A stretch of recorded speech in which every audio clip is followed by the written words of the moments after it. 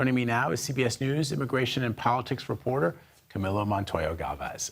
So Camilo, explain the judge's reasoning in dismissing one of the key elements in this case.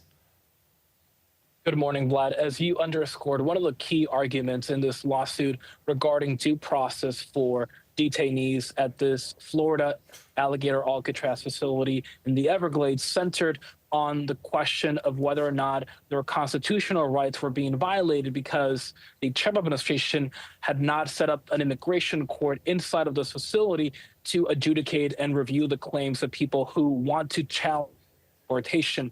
Typically, in ICE detention facilities, which of course are overseen by the federal government, Vlad, there's an immigration courthouse inside those sites that can review the cases of people in detention who, again, want to fight their deportation on legal grounds. But this is a state-run facility overseen by Florida that does not have that immigration courthouse. But the judge found that that claim is now moot because over the weekend, the Trump administration said it would designate an immigration court at another detention center overseen by ICE in Florida as the immigration court that will oversee the cases of people who are held at this state-run facility in the Everglades known as Alligator Alcatraz. Importantly, another part of the lawsuit will proceed, and that is around whether or not the detainees' constitutional rights are being violated because they're not getting access to confidential, in-person legal consultation periods and access to that consultation, Vlad. So that part of the lawsuit will continue.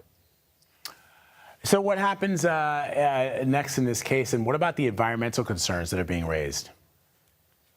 That's an excellent question, Vlad, because this is only one of two major legal challenges against this Florida facility. There's also a lawsuit in Florida regarding environmental concerns, and a Native American tribe and a group of environmental groups say that this facility is hurting and jeopardizing the environment in the Everglades and the wildlife, and it is also circumventing federal laws that actually require environmental reviews before any major construction project. Florida, on the other hand, says that because this is a state-run facility, it is not subject to those federal environmental laws. The judge in this case could issue a ruling on that lawsuit as soon as this week, Vlad.